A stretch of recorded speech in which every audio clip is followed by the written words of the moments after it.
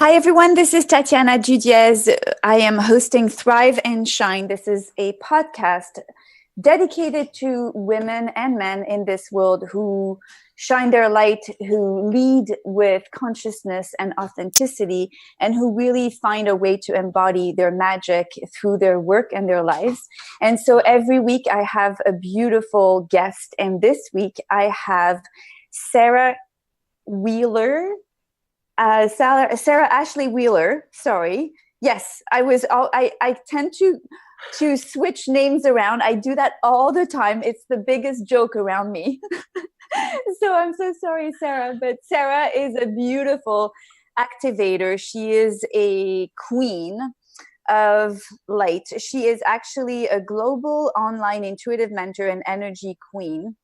So the way that we met is actually a little bit different for me. I normally do not invite people that I haven't had a relationship with, but Sarah was so full of light that I had to get to her somehow, and we invited her on this show before I even had the conversation. So we invited you, then we had the conversation, and the conversation actually confirmed everything that I saw through your Instagram profile that I absolutely adore.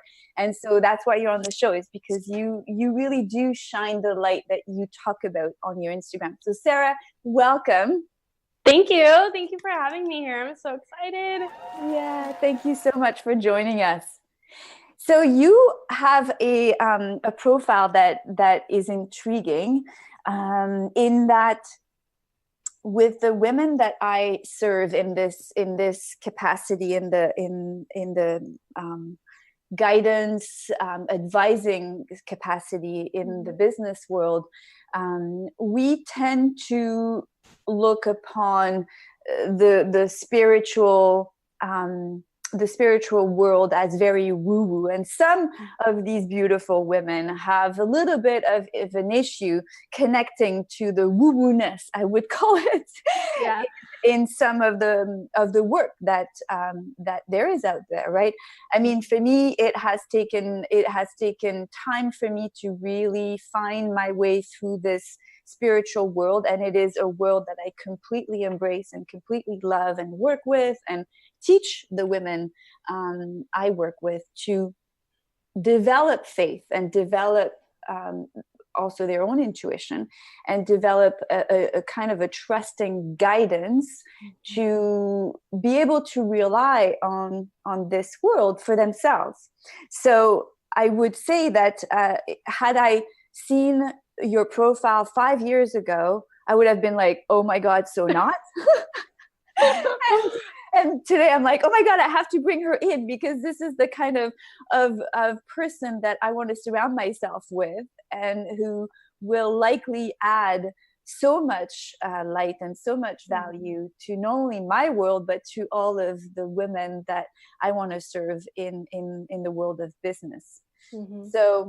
So how did you come into this world, Sarah? What led you to this? I know a little bit of your story, and it's fascinating, and I really want you to tell the audience how you came about and how quickly you embraced all of this. Oh, yeah. So my story, it really started from the moment that I took my first breath. I was 4 months premature, weighed 1 pound, 5 ounces, and I had a 1% to 2% chance of living. And I questioned my entire existence. I grew up and I felt like the unicorn, the shy, introverted girl. And I questioned who I actually was in the mirror. And I played this identity role that I think that a lot of women play, and we're living life outside of ourselves. And for me, I kept searching, but I was like grabbing out here, personal development. I was grabbing over here and grabbing over here. And I just was like, enough grabbing outside. Like, I need to know me, and I'm never gonna know Sarah, like, if I don't spend some time with Sarah. And I think that I was so consumed by the outside world, clothes and high school and college and all of the things that, I really needed to go within, and I could feel that from a soul level. And so yeah, I moved from Nebraska to California, and I just had one intention, that I wanted to know who I actually was deep down. And from that, I started to see, and I started to just allow the universe to just hang out and talk and give me the answers that I was seeking, because I could not find the answers outside of myself. I had to go within. So yeah, I went really, really fast on my spiritual journey. But it took that commitment and me raising my hand of, I'm actually ready to do this. I love that. And I'm tired. Yeah. I love what I really want to underline here, that I adore, and I've mentioned that when we were talking, is what you mentioned in terms of the decision you made to let go of the learning on the outside, because it's not a decision to let go of learning. It's a decision to let go of learning from outside sources going in, rather than learning from within towards yourself. Mm-hmm. And I've seen a lot of people around me who, and I come from the Tony Robbins world. I've been through different learning worlds, and I've always been a learner myself. So this is nothing new. I've just decided to make it my full-time world. But I've seen so many people who actually continue to take courses, continue to take these events in order to benefit them. And I do believe that they benefit themselves, like I have and like you have. But there is a point in time where people do not know when enough is enough, and they continue taking these courses in a way that make them believe they're not ready. And at some point, you are ready, but you believe you're not. So it actually these courses and these types of learning environments make you addicted to learning, but from the outside and not from the inside. And it can be a fallacy, and it can be an addiction, and it can be something that one needs to pay attention to. You can continue doing it, but I know that at some point, I almost fell in that trap years ago, where it was like, oh, I'm going to take this course. And then I thought, wait a second. And it dawned on me that I was actually using that as a tool to not allow me to jump off my cliff. Mm-hmm. So yeah. Good for you good for you. And I'm mentioning this so that, other people see that in themselves as well, because like I said, there's nothing wrong with it. I'm a lifelong learner, and I love bathing into the energy of one I choose to be with in terms of teacher. Mm-hmm. And I also think that there needs to be a discernment for ourselves of the intention behind the decision we make to bathe, in terms of energy with one of those teachers. Mm-hmm. So you learned how to go within in order to continue your path in learning. And so what happened? Well, I want to say something about that. When I raised my hand, I was in a meditation. And I kind of was at my enough moment. Yeah, where I had invested thousands of dollars on coaches and healers and all of the things. And I sat down on my meditation pillow and I said, what else do I need to do? And my guides told me, you don't need to do anything. You need to be all of you. And I go, that's interesting. Wait, so it's not about the doing, it's about the being. It is. And absolutely. Am I actually being that version of me that I see in meditation? How does she walk? How does she talk? How does she think? How does she present herself? How does she speak online? And in that moment was the moment that I said, pull the plug. I'm going within.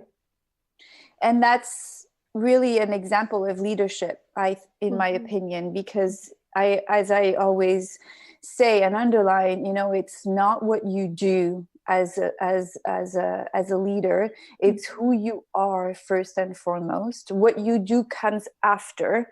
and what you do better be in line with what you say and who you are, because otherwise there will be a disconnect. And by the way, to everyone out there who, you know, is maybe listening to us and looking for inspiration on leadership, I believe that being a leader is so much about the alignment between your values, who you are, your heart, your soul, and the actions that you take. And when there is no alignment or very poor alignment, which creates a lack of authenticity. I guess authenticity, in my opinion, is exactly that, right? It's just not being congruent, not being aligned in your integrity from the inside and the outside. That's perceived. People feel that. People see it. People get it. They might not be able to pinpoint it and articulate it with words, but they feel it. And that translates into a lack of trust. It translates into a lack, just lack in general. It translates in lack of abundance, lack of prosperity, lack of connections, lack of quality, and lack of being able to manifest the life you want, right? Yeah. And being a leader that leads leaders, you have to first understand and know that if you have the soul nudge to be a leader, you're here to impact people on whatever scale that looks like for you. It's really about leading your life. Am I being the leader of my life, or am I allowing the outside world to lead me? Or phase 2 of that is, am I allowing my emotions to lead me? Where are you at on the scale of leadership? Okay, so let's talk about that, because this is a topic I touch on all the time in leading women to become more of who they are by integrating all of what shows up within, right? So there is integration of the feminine, there is integration of the masculine, there is an integration of all the principles of power, integrity, authenticity, commitment, alignment, language. I mean, there is like a few of these principles. So becoming more, in my opinion, is to really integrate all of this and bring yourself to your very top, to your own mountaintop. And so in reviewing all of that, all of what it takes for these women to become, you know, the best leader they can possibly be in that moment of their life, I talk about emotions, and I talk about the fact that we are, you know, like the waves of an ocean, that you know, there's an ebb and flow, and there is an up and a down, and you know, we as women have very strong emotions. And so I also talk about, I think we need to honor our emotions. We need to honor what goes on within. Doesn't mean that we fall apart at a board table and cry our eyes out and, you know, get really pissed off at another board member. Let's make this scenario a little bit drastic and dramatic, but it means you need to honor and see and know and be aware of what's going on inside, so you can really own it. Yes. So how do you talk about this? How do you actually deal with this with your clients? Yeah, great question. So for me, I used to struggle with emotions a lot, playing this identity role and taking on other people's feelings and emotions as an empath. And an energy healer for sure. And so one of the biggest things that massively helped me on my journey was tuning in to, wait a minute, what emotion am I actually feeling? Yeah, maybe it's worry, maybe it's doubt, maybe it's insecurity. And then from there, I tune in and I say, is this actually mine? Hey, soul, how do you see this? That's not your truth. That's not your light. Okay, cool. What was the first age I ever remember feeling this emotion of worry? Oh, age 3 comes through. Okay, that feels more like a mom thing. Okay, cool. And I teach people how to heal quantumly their emotions so that we can kind of start to break up some of the old paradigm emotions that are held in the energetic field in your emotional body, and break them up so that you can start radiating your light out into the world. and not have to feel some of those things, because ultimately, if you were to dive in, most of those aren't even yours. You're just feeling into them. But you've taken on the identity of, I am a worried person. Yes, actually, that is an identity a lot of people take on, I believe. That is usually, well, in what I've observed, even in myself, it's often the case that it is passed on from a parent. Yeah. And so we learn unconsciously to reproduce the behavior, and we then take it on as though it is ours, which, so for someone who is not super tuned in, and I'm going to have my famous postman that comes every time I have this show and makes my dogs bark. And so Tony Robbins used to have this thing about a train going by next to his first live events. He would, it would, at the beginning, it was very embarrassing for him. And so he decided to celebrate it. So now we're going to celebrate the postman who my dogs hate. I love that. My dogs do that too. And he just manages to, okay, Cleo, it's enough now. So yeah, it's a tradition. It's become a tradition. I love that.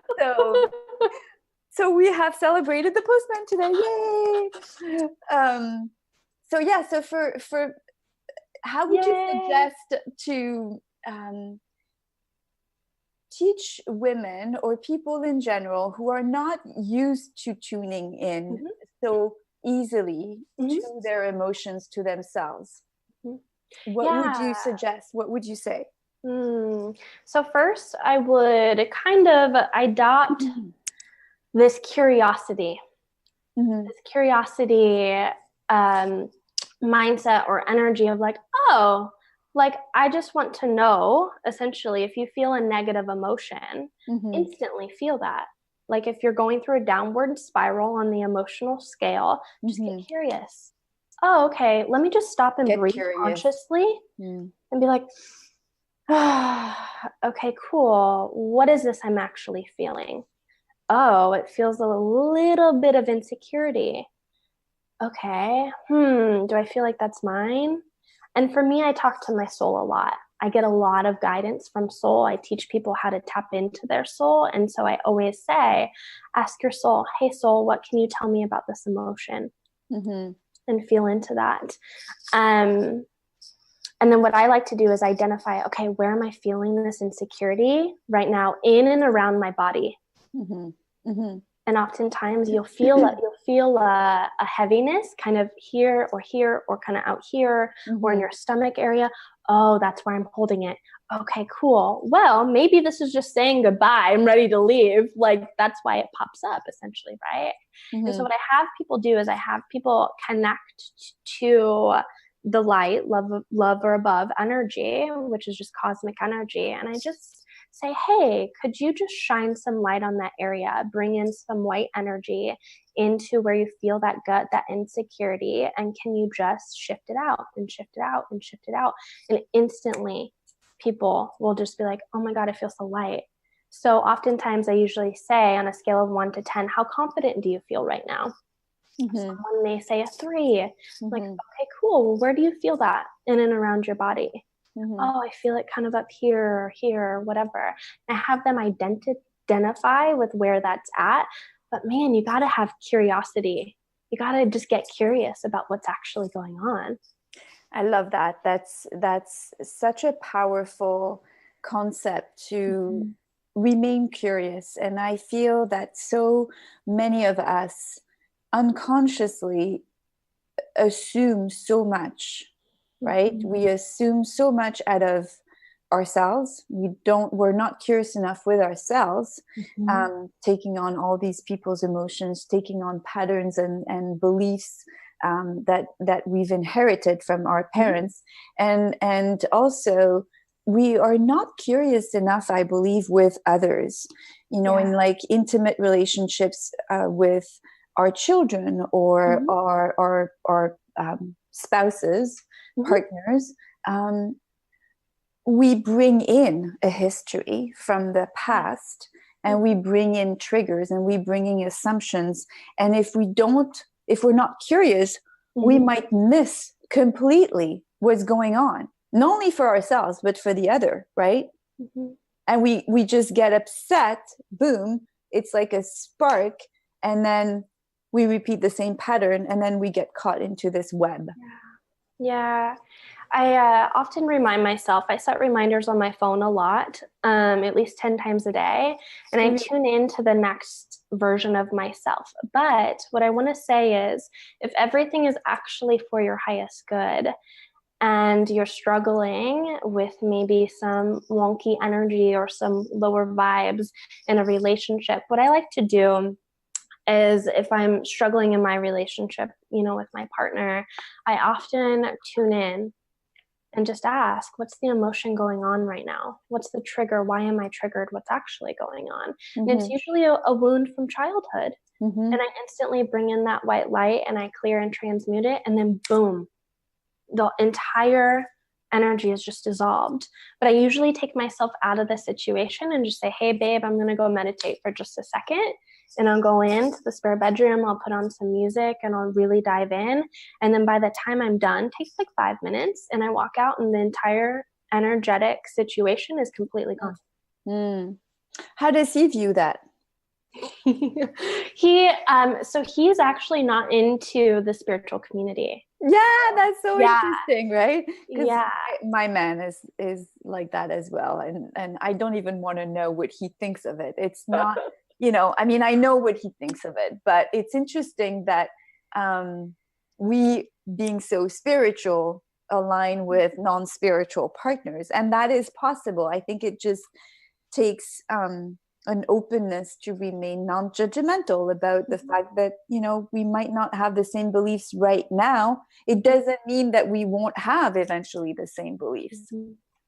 Yeah. So I set an intention when I met him, and I was ready. I was ready to attract my soulmate. And I said, okay, God, angels, universe, I'm willing, I'm open, I'm ready for this. I'm ready for, my life to move forward.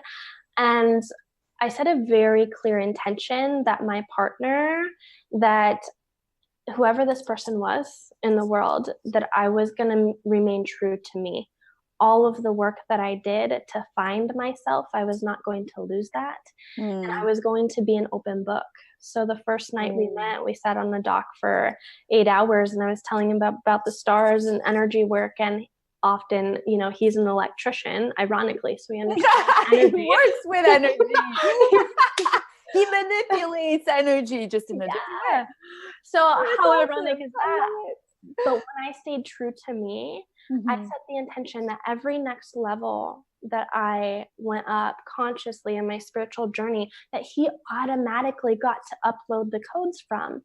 So we have a very, very balanced yin yang relationship, where as I'm growing spiritually, it's not Sarah's going to fly up here and now is working with her guides and angels and all the thing, and then, Todd's down here. No, it was an equal vibrational raise. And I set that intention from day one.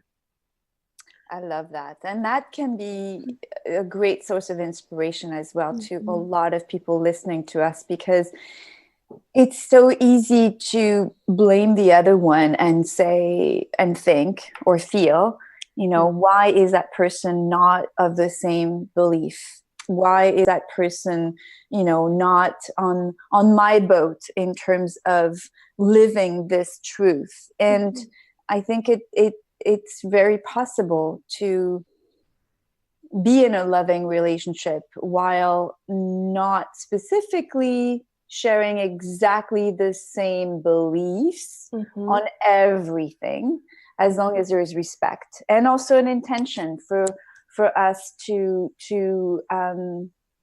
I think carry this this vibration within our field that is welcoming them when they're ready, and bringing them little bits at a time, so that they see. Because I don't know about your man, but mine is also extremely intuitive.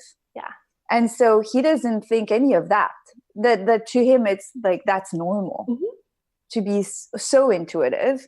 Yet I don't think that's normal. I don't think everybody is that intuitive. And I'm looking at him going, what do you mean? You don't find that unusual to be that connected to me? Like, oh my God, he can so read me. And sometimes he spooks me and he'll be like, oh, you're like blah, blah, blah, blah. And I'm going, and you don't find yourself spiritual? Nope, that's not what he calls it, So yeah. So allowing the other person to just be in their own, I mean, they're creating their reality and we're creating our reality, but our realities get to merge together. Essentially, there are moments, I remember when we were first started dating, where I could feel the trigger was I wanted him to see me more. And I kind of I played the background of where I wasn't really being vulnerable and opening up to all of my spiritual gifts, because I thought, oh man, what's he gonna think? I do light language, sacred geometry, coding, DNA, repair, all of that. And so I was really scared. So I hid that for about a year. And finally I was like, wait a minute, I don't need him to see me more. I need to see me more. I need to see all of me and all my gifts and all of my potential. And I need to love every single aspect. And that's such a part of power and how we choose to show up in the world. That is pure power. It's to constantly coming back to you. And what is it that you can, in every trigger, in every situation, whether it's intimate, in terms of a romantic relationship or with your children, or, I mean, I know I have two teachers I've created. They're not my kids, they're my teachers. Yeah. They drive me nuts. And I love them to death. I mean, literally. And so at work, everything, in my opinion, is an opportunity for us to get to know ourselves even more. Yeah. And so we live in a society of blame, I feel, where people are used to, again, reaching out on the outside for answers. And when the answers are really within. And so it's easy to blame a partner or a child or work or the world or society or I mean, it's endless, right? When it really is within us, and we have the capacity to be the leaders in our world and in this world that we wish to see out there. So taking a step back and really going back within every time there is something that's going on that is negative is imperative. I often journal out if something negative comes up, and I always say, what am I making this mean? What is the story? What's the story? Yeah. What am I making this mean? And oftentimes that's where your subconscious, you can tap into your subconscious and you can see it right there. And you're like, oh, that's created. That's created. Oh, okay. Let's delete all those. Let's get rid of them. Let's adopt new beliefs and patterns. Yeah. So the whole world, I mean, we're here on this earth school. The whole world is a teacher, every single moment, every single thing, you're going about your daily life. Your pets are a teacher, Totally. And I think, what really matters here is to remember that we have a choice. I mean, with power comes great responsibility, but it's not just the power, again, from the outside, this power that everybody talks about, which really usually refers to like some political figure and, some people who have a lot of power, meaning a lot of money, this is not the power we're talking about. We're talking about the type of power that we have within that we just don't tap into. And we forget we have a choice. We have a choice to actually delete certain belief systems or thoughts or inherited patterns or whatever. We have that choice. I know for myself, I spent a lot of my life not understanding that I had that power to choose what I want to feel, what I want to think, what I want to believe. A lot was inherited, and I had not been made aware yet. I hadn't woken up. Mm-hmm. Yeah. Do you have a lot of people that come to you for what do people, I mean, you are who you are, right? And I mean, it's very obvious from your Instagram account and how you shine your light. And so when you have people who come to you, do you have a lot of people that are actually like non-believers at all, and you twist them around, or do they need to absolutely. be? Yeah, I do. Yeah. So a lot of people usually are attracted to me, either one, because they want to step more into their spiritual gifts, and they're like, I'm ready to do all the things. Yeah, teach me all the spirituality things. Teach me how to connect with my guides and activate my third eye and all of that. And then I often have people that there's kind of another group that they're on their ascension journey. They're ready to awaken, and they're really stuck up here. So we do a lot of embodiment, a lot of grounding, a lot of bringing in their soul energy into their body, because they felt disconnected. Their whole lives, they have felt disconnected. And so what happens is, I mean, that was me. I was plugging into personal development in this book and that book because I felt disconnected, one from my truth, because I didn't know who I was, essentially, right? And one from my soul. And so when I do that, when I bring in, the soul energy and really filling up your body again with all of you, all aspects of you, calling back your power from all the times, all the people, all the cords, all the things, they're like, wow, I feel like me. I feel strong in my body. I feel confident. Like, this is me. Yeah. So I work with all walks of life, but those that feel this like connection, usually it's to help them on their ascension journey even more. Yeah. Makes sense. And really stepping into their power. Yeah, absolutely. And so what kind of rituals, what kind of habits do you normally practice, but you suggest to people practicing so that they can really start to get to know themselves even more, or even if they are on that journey, that they can actually, step it up in a way that they haven't before? Yeah. So here's what I would say. The first thing is making sure that you're fully connected every single day. So what I do is I send my grounding cord, like from your root chakra down into the ground, and I ground and I allow my body to ground, because since we live in a very high intense emotional, we've got collective, we've got a lot of stuff outside that are affecting us, right? Mentally, physically, and our body. It's really important that we're in our body. And so what I usually take people through is making sure you're grounding every single day. And then also, are you actually connecting to source energy? If you just do those two things for a whole week, and you connect and you connect and you connect, you will just be amplified. Just that simple thing. So describe quickly how you ground, and describe quickly how to connect, so that for the ones who are beginners, they can actually begin there. Yeah, here, I'll do it with you.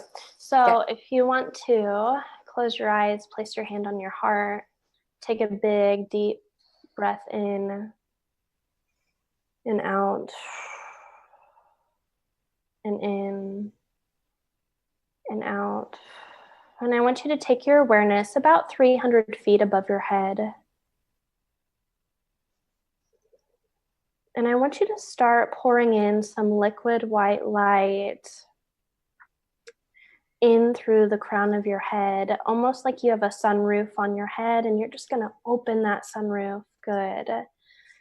And from this space, I want you to start bringing in this cosmic energy all the way in through your head, opening up the connections of your crown chakra, pouring in this liquid white light in through your heart or your throat, down through your heart space, and really filling up your body with all this white energy, cosmic energy, down through your shoulders and your hands, all the way down through your stomach.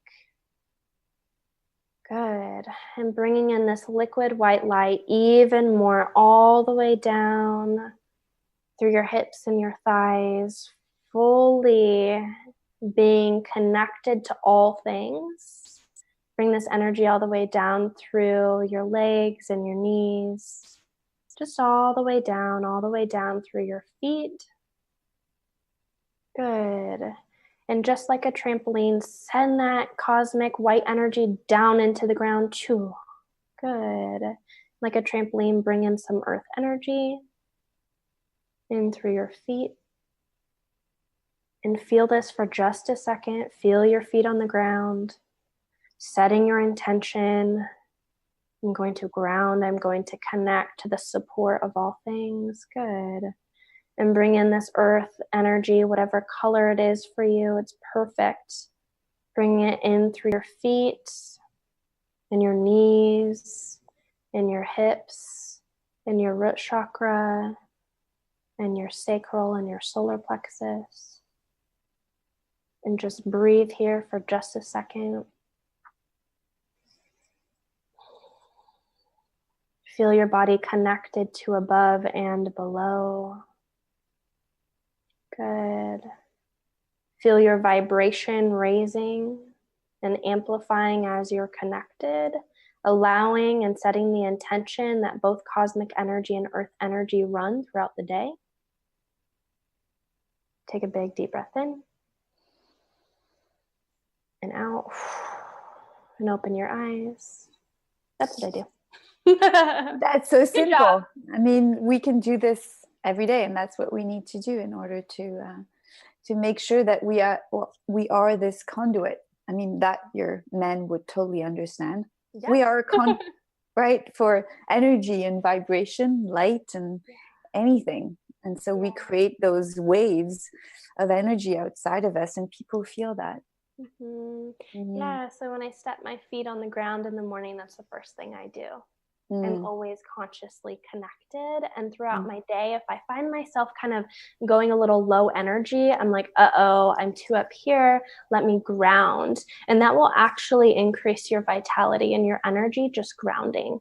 Mm-hmm, mm-hmm. And taking a break and just, I mean, taking a break, the concept of taking a break for a lot of these high achieving women during their day at work, in the office, you know, under the grind, the hustle, the go, and the, you know, all the boxes they want to check for their day. Taking a break is so important, so that it could be just, you know, going outside, taking the sun and ground for 3 minutes, 5 minutes. It doesn't take long. It's just having the intention to take care of ourselves, love ourselves, so that we can be more sustainable. Yeah. And more about being and less of doing. I don't need all the morning routines, the rituals, the thousand, like I care more. Things to do. Yeah. You know, I did that. I could journal for 3 hours in the morning. I could go through an hour meditation. And I used to do that. If I'm being really honest, and I'm like, I need more things to do. And when you find yourself in those voices, you're like, This is actually the hint, right? Yeah. And I'm like, wait, less is more. So let me make sure that I'm connected. I care more about who I be for the next 24 hours of my day, 12 hours of my day, than a 5-hour morning routine. So I started to kind of think, like, is an hour journaling process in the morning, like, is that even in alignment with me? First of all.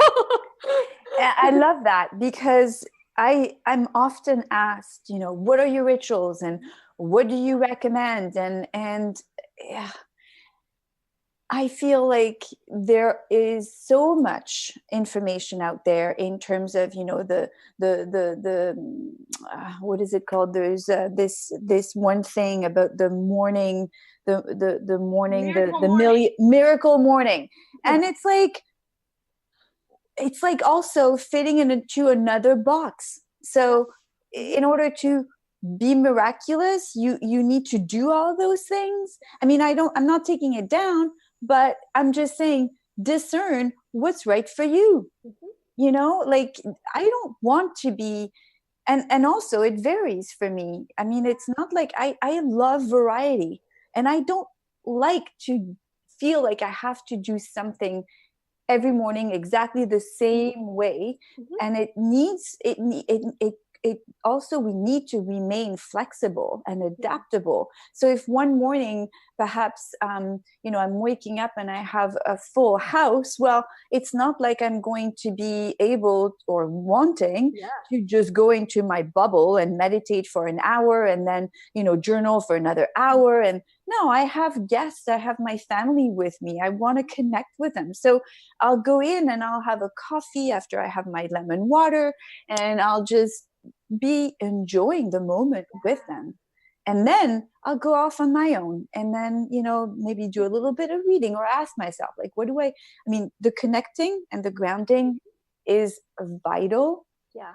However we do that, like we were saying even before, connecting is also through movement. Yeah.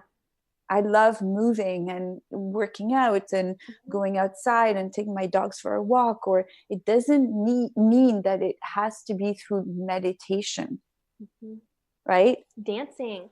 I love dancing. Yeah. Going for a light run, or a walk on the beach. I mean, I have the beach. I'm fortunate enough to have the beach right next to me, but it could be, a walk in nature, because that's so grounding. It's like Mother Nature is the number one way to ground. Yeah. Totally, 100%. And right. As far as nutrition and all of that, I really tune in, and I'm just like, what do I actually need right now? Body, what do you need? Yeah. Energy, what do you need? Physical body, what do you need? And that starts to help turn up the volume of your intuition. And then that's where you start listening to within your body, and I can lay in bed in the morning and I can connect. I can send, a cord from my root chakra or my feet down into the earth. It takes me just like that. Right. So I care more about my energy throughout the day than anything else. I mean, like I said, I have 10 alarms on my phone to check in every single day. But yeah, I just check in. I'm like, how's my energy doing? How's my mindset today? What's going on? It's talking to yourself. I love that. That's really cool. My daughter is, you would get along fabulously with my daughter, Natasha. Well, her Instagram name is Tesha Credle. And so she has also now her own business in this field of energy and light. And so she does a lot of private training in terms of fitness, private training through energy healing, through chakra, and through chakra balancing, and also through mindful eating. And so she's all about eating according to what the body, according to amazing principles, but also according to what will balance the body out and the chakras out, and also about just that conversation to have with your body. So what do you feel like eating today? Like, I mean, I'm a very healthy eater. And yet I love to make exceptions because I love variety, and I'm French. So we eat croissants, even though we're not, I'm supposed to be fully gluten-free because I have a thyroid condition. And so what if I eat a croissant once in a while? Big deal, It's about living life in a way that fulfills me and makes me joyful. It's not going to kill me if I have one croissant once in a while. Right? Yeah, of course. I love that. It's like playing, like sometimes if you have a full week and a full day of work, and then you take an hour to play, what is the expression in English? Play hooky? Or, when you step out of work and you just like go and have fun for an hour and you feel like all guilty, which is really sad, but right? It's play hooky. Yeah. Or calling in sick or something. I don't know. Yeah. Well, yeah. I can't call in sick. I'm my own boss. I But know. yeah, playing, I guess, for some people, but that's Mhm. part of life, and just, Yeah. getting to know who you really are truthfully, Yeah. and living in that way. And remembering, the more that you do that, the more that you activate more of your soul memory to remember who you are. And you start to see glimpses of things, and you're like, oh yeah, I want that, or oh, I could see myself doing that. It's just really, we're just here to remember, actually, you know? Mm-hmm. We're here to remember. Interesting. So when you say that, what do you believe behind that? Do you believe that the soul reincarnates in various bodies? So that, So go yeah. ahead. No, I was just gonna say, so that's the reason why we remember. Yeah, so I really truly believe, that we came here at this perfect time space reality, to walk out our purpose. But when we came through, we forgot. We forgot all of us. We forgot our power. We forgot why we were here, right? That's why so many people are like, I don't remember my purpose. That's what they're actually saying. We forget who we are. Yeah. That's beautiful. We And forget who we are. and then we started living, in this 3D reality and constructs and playing identity roles, and in actuality, our whole journey is just remembering. It's not trying to get anywhere, trying to be something you're not. You're just, every growth, that's what I call the ascension process, essentially, is remembering who you are. And I can see that. So if I do a reading for someone, I can see and kind of communicate with your higher self and your soul to what most needs to come through for you. That's how I do a reading, essentially.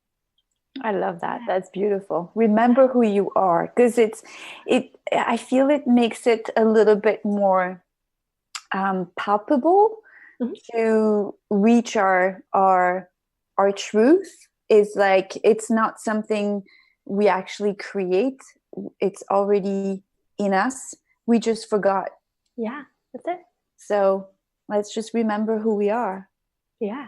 And become even more of who we are already. Exactly. We just need to remember. Right? There's nothing else to do. And when we sit there and, like, that question that I asked myself, like, what else do I need to do to get to this goal?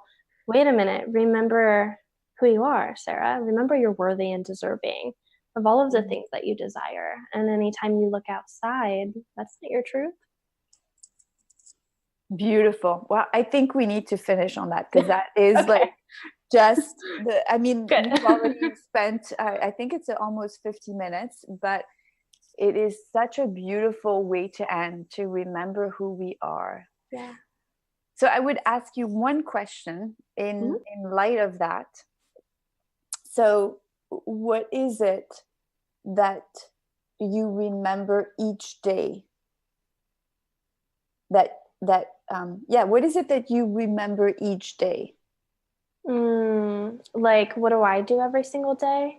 Well, it's more like what do you like remembering each day that supports you becoming even more of who you are, but you need to remember every day? Like, what is it you remember every day?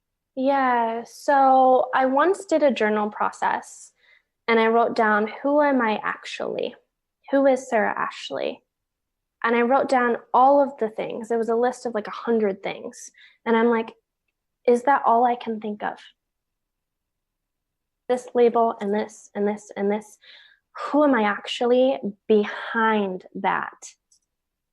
And then I look at those qualities. I have those qualities, on my phone. I'm pure love and light. I'm pure love and light. I'm pure love and light. Right? And so it's a more of remembering to, one, remember that you're pure love and light and you're connected to all things, and there's nothing that you can't be, do, or have. Those are the things that I tap into daily to remember. So if you're struggling and you're like, hey, I want to know myself a little more, journal out, who are you actually? And then when you get down and you feel like you can't go anymore, tune in, close your eyes. Is that all that you are? Who else are you? Like, who else are you? Dive in, go deep with that. Yeah, that's what I would say. Love it. Thank you so much. You are such delight. I am so happy we spent this time together. We're going to spend way more time together. I know that. But as for now and this podcast today, I'm so grateful for you. I love your light, and thank you so much for sharing your light and your gifts on this podcast with me. Thank you. Thank you. See you soon. And see you everyone next week. Bye.